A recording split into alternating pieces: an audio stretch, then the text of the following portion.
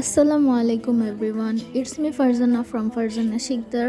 আজকে আমি আপনাদের সাথে কক্সবাজার ভ্লগের পার্ট 2 নিয়ে চলে আসলাম।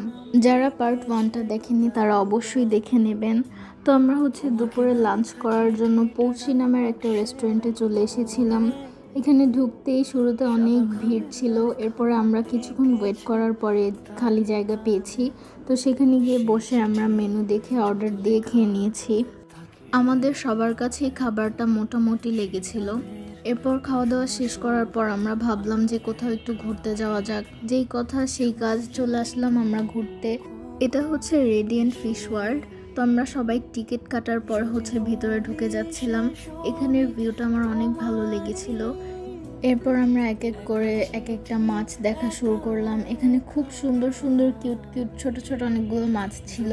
আর এখানে অনেক ইন্টারেস্টিং একটা জিনিস দেখেছি, সেটা হচ্ছে মাছকে ফিটার খাওয়াচ্ছিল, আর মাছগুলোও কি সুন্দর করে ফিটার খাচ্ছিল। এখানে এটা ক্যাট ফিশ ছিল। এরপর আমরা জেলি ফিশ দেখেছিলাম। আমি এর আগে কখনো জেলিফিশ দেখিনি, তাই আমার কাছে খুব ভালো লেগেছিল। এখানে একটা মাছ তিরিং বিরিং করছিল। আর আমরা লবস্টার দেখেছিলাম, যেটা দেখতে আমার কাছে খুব ভালো লেগেছিল। এই ফার্স্ট আমি নিজের চোখে স্টারফিশ দেখেছি। আমি ভেবেছিলাম আমরা সমুদ্রে দেখব, কিন্তু আমরা দেখতে পারিনি, তাই এখানে এসেই দেখে নিলাম।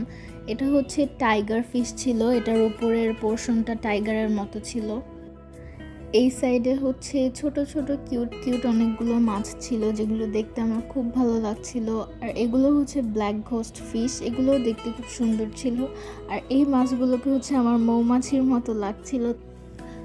আর এটা গোল্ড ফিশ। এরকম টাইপের গোল্ড ফিশ আমাদের ঢাকাও আছে, বিভিন্ন ধরনের অ্যাকোয়ারিয়ামের দোকানে দেখলে পাওয়া যায়। এখানে এর আগে যে লবস্টার দেখেছিলাম তার থেকেও বড় সাইজের লবস্টার ছিল। এই চিংড়ি মাছটা কেন যেন বাঁকা হয়েছিল। এরপর আমরা নিচতলা দেখা শেষ করার পর এখন উপরের তলায় চলে যাচ্ছি, যে কি আছে ওইখানে। তো আমরা দেখলাম যে দ্বিতীয় তলায় অনেকগুলো মাছ আছে। এখানে আমার বড় খালামণি দেখছিল যে এই মাছগুলোকে আসলে কিভাবে অক্সিজেন দেওয়া হয়। এরপরে আমরা সেই দ্বিতীয় তলায় অনেক ছোট ছোট কিউট কিউট মাছ দেখেছি। এই জিনিসটা আমার খুব ভালো লেগেছে। এখানে একটা কচ্ছপ ছিল। এটা হর্স শু ক্র্যাব। এটাও আমি আগে কখনো দেখিনি, ফার্স্ট দেখলাম। তো আমি আমার কিছুটা ক্লিপ নিয়ে নিলাম। এরপর আমরা লাল কাঁকড়া দেখেছি। আমাদের এবার লাল কাঁকড়ার বিচে যাওয়ার কথা ছিল, কিন্তু ওইখানে নাকি কোনো একটা কাজ চলছে, তাই আর আমাদের যাওয়া হয়নি। এই মাছগুলো দেখতে সাপের মতো লাগছিল আমার কাছে। এই মাছটার নাম কামিলা মাছ। এখন আমরা অনেক ইন্টারেস্টিং প্লাস ভয়ঙ্কর একটা মাছ দেখতে যাচ্ছি। আপনারা কি গেস করতে পেরেছেন এটা কি? হ্যাঁ, এটা শার্ক। আমি এটা দেখে এত খুশি হয়েছি যা বলার বাহিরে, কারণ আমি লাইফের ফার্স্ট টাইম শার্ক দেখলাম। এই শার্কটা কিছুক্ষণ পরপরই ঘুরে ঘুরে এই দিক দিয়ে আসছিল, আর আমি ক্লিপটা নিয়ে আপনাদের সাথে শেয়ার করছি, কারণ আমার কাছে অনেক বেশি ভালো লেগেছিল। এবার কক্সবাজার এসে আমার শার্ক দেখার ইচ্ছাটাও পূরণ হয়ে গেল। শার্ক দেখা শেষ করার পর আমরা একটু সামনে হেঁটে হেঁটে যাচ্ছিলাম। তো উপরে তাকিয়ে দেখলাম এখানে উপরে অনেকগুলো ছোট ছোট মাছ আছে, আর এখানে অনেকগুলো কাঁকড়া আলাদা আলাদা করে রাখা হয়েছে। আমি আর নাইমুল মিরর ওয়ার্ল্ডে ঢুকে গিয়েছিলাম।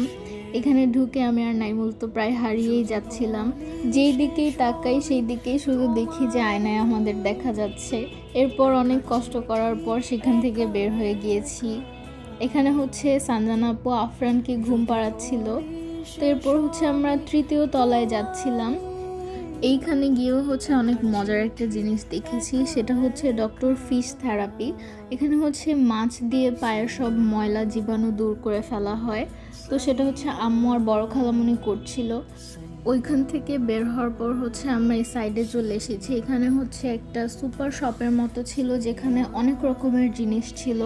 অনেক ঘর সাজানোর অনেক জিনিস ছিল, জুয়েলারি ছিল, আরও অনেক পুতুল ছিল, বাচ্চাদের খেলনা ছিল, যেগুলো দেখতে আমার খুবই ভালো লাগছিল। তাই আমি ভাবলাম আপনাদের সাথেও একটু শেয়ার করি। এরপর আমরা ওখানে গিয়ে কিছু সুন্দর সুন্দর ছবি তুলেছিলাম। ওইখান থেকে হোটেলে যাওয়ার পর একটু ফ্রেশ হয়ে আমি, সানজানা আপু, আখি আপু আর তানজিল ভাইয়া বৈশাখী নামের একটা রেস্টুরেন্টে গিয়েছিলাম। এখানের নানটা আর মেয়োনিজটা আমার কাছে অনেক বেশি মজা লেগেছে।